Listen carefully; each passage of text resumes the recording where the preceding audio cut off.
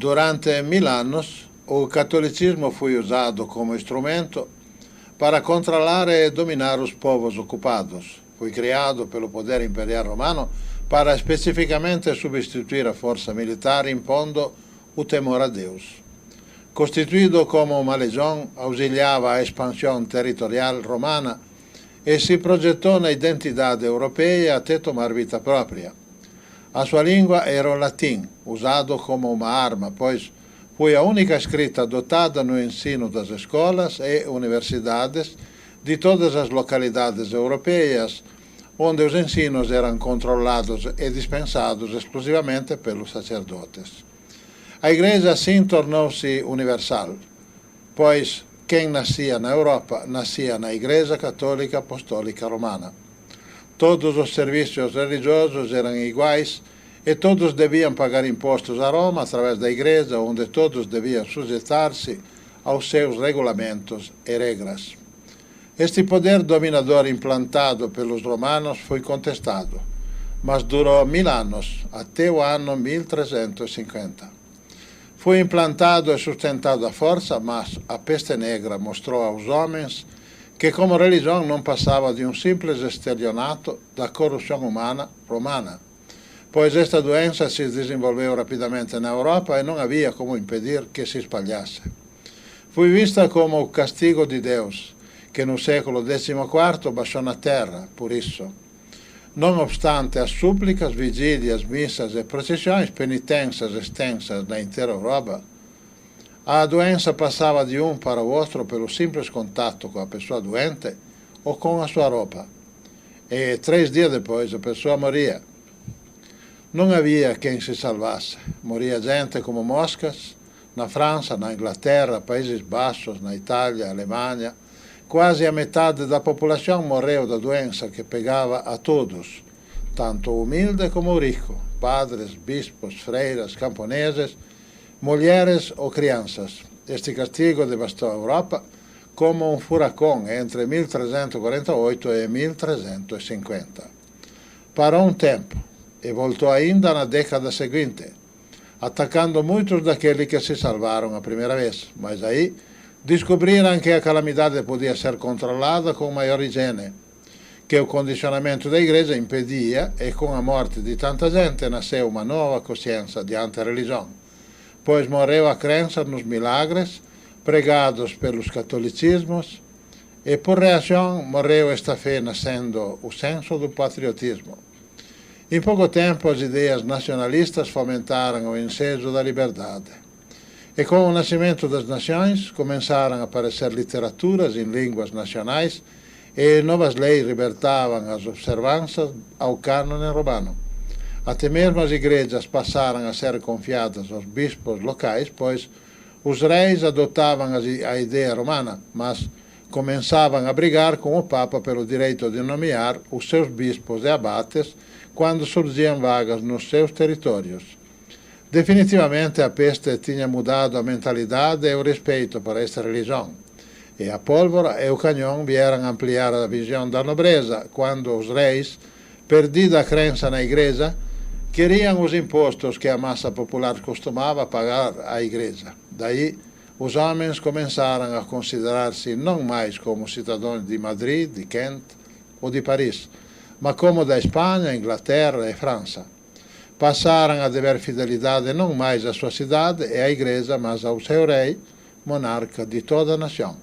No decurso de 1000 anos, a igreja cresceu o seu poderio na Europa, tornando-se a maior proprietária daquelas terras, pois estimava-se que possuía quase a metade do seu solo fértil, onde dos outros feudos recolhia 10% como imposto sobre tudo o que se produzia ou se vendia, mas perdendo a consideração de muita gente, começou a perder a posse dos feudos e em cada localidade os impostos, e o povo se tornava gradualmente independente. Em pouco mais de 100 anos perdeu o seu poder na maior parte dos novos países da Europa, conseguindo se sustentar somente e parcialmente na França, na Itália, na Espanha, Portugal e Áustria, mas ainda a igreja era rica dos tesouros já acumulados. Queria recuperar-se, e havia como, pois sabia que havia novas terras além dos mares. Diodoro de Sicília, já 45 anos antes da era cristã, deixava um grande número de livros sobre os diversos povos. Em seus escritos designava claramente a América e dizia: está distante da Líbia, da África. É situada a ocidente a muitos dias de navegação. Descreve o seu solo fértil, a sua grande beleza, uma terra regada por rios navegáveis onde se viam casas suntuosas construídas. Este historiador falava da América e conta depois como os fenícios descobriram aquela região. Aristóteles também descreve estas vastas regiões nas suas obras. O historiador italiano Muratori escrevia em 1128: apareceu a notícia entre os povos italianos de Bologna e Ferrara de uma droga que tingia os tecidos de vermelho.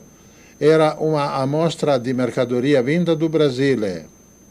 Assim, na luz de como hoje podemos considerar a tal de descoberta da América ou do Brasil, vemos que foi consequência de um tratado chamado como de Tordesilhas, sendo este um simples plano de agressão, realizado pela Espanha e Portugal, mas planejado e financiado pela Igreja de Roma à procura de novos espaços e novos criados nos povos ingênuos, para poder continuar lá as suas historietas, continuando as suas explorações. E como todos sabemos, as encontrou. Mas na Europa continuou perdendo o seu prestígio, pois ainda uma matéria do jornal Veja, de 16 de maio de 2001, cita: Europa sem Deus, e fala da debandada de fiéis que esvazia as igrejas. É irônico que continuem ligando o nome de Deus à igreja. E no momento em que o cristianismo celebra o seu segundo milênio, esteja se vendo a ausência dos fiéis aos seus cultos, sejam católicos que protestantes, na Europa. 60% dos espanhóis nunca vão na igreja. Na França, Bélgica e Alemanha, apenas 10% dos católicos vão à igreja. Somente 3% da população escandinava vai à igreja. Os europeus são agora uma das populações menos religiosas do mundo. O número das pessoas da Europa que acreditam em Deus é muito maior entre aqueles que nunca vão na igreja. Menos da metade só são batizados. Mas a igreja se fez novamente forte nas terras onde se renovou. Mas no seu antigo condicionamento, novamente gerou atraso e miséria, onde só os ingênuos ainda não viram, que daí lhe veio até o crescimento do problema idêtico, que veio a ser difundido por ser impedido o seu esclarecimento, onde, impedindo o controle da natalidade e o aborto, desenvolveu-se a praga da violência, que tormenta todos os que continuam conjugando os nomes de Deus e Jesus a tudo o que é comércio desta igreja e suas afiliadas. A falta de cuidados com a natureza dos animais castigou novamente a Europa, mas corrigindo-se procuraram a solução, sem milagres. Neste sentido, os novos países devem aprender a copiar estes exemplos.